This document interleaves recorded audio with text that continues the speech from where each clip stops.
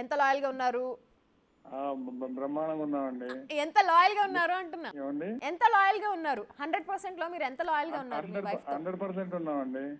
అవునా, షూరా? మళ్ళీ మిమ్మల్ని బిగ్ బాస్ లో చూడాలనుకుంటున్నామండి. ఎందుకండి?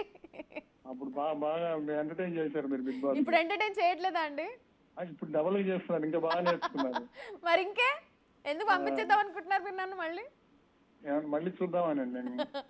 ఓకే మొన్న అండి, వచ్చారు షూర్. కదా, మొన్న జరిగింది కదా సెకండ్ టైం, మళ్ళీ కొంతమంది వచ్చారు కదా, అలాగే అవునవునవును. మళ్ళీ అవును. వస్తారండి. మీకు కూడా ఆఫర్ వస్తే వస్తారండి. బంపర్ ఆఫర్, మీరు బంపర్ ఆఫర్ మాదిరిగా. మరి బంపర్ ఆఫర్ వదిలేసి వెళ్ళిపోమంటారా నన్ను? లేదండి, భలే వాళ్ళే. వస్తే మరి ఆఫర్ వస్తే వెళ్తారు కదండి. ఆఫర్ వస్తే ఈ బంపర్ ఆఫర్ వదిలేమంటారా?